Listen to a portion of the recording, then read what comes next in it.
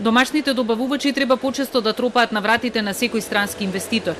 Иако тие сакаат да соработуваат, нема голем интерес од страна на македонските фирми.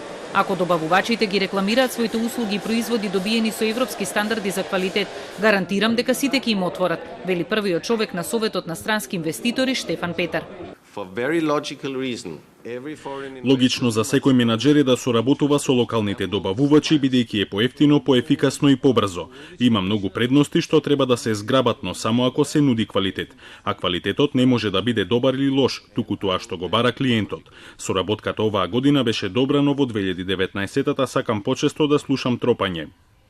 Проблемите со кои се соочуваат компаниите внатре во тир зоните. Во иднина до владата ќе ги адресира ново формирана асоциација на компании со технолошки напредно производство.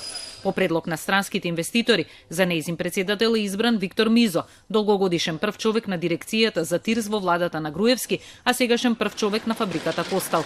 Од него сега се очекува да следи бизнис логиката и да ги артикулира потребите на инвеститорите.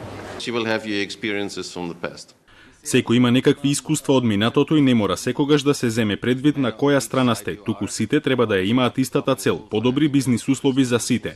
Врз основа на личното искуство, ако некој ме назначи за нешто, 100% влегувам во таа позиција без да се навраќам на тоа што сум го работел предходно. Секој бизнисмен што сака да е успешен, треба да го следи ваквиот пример.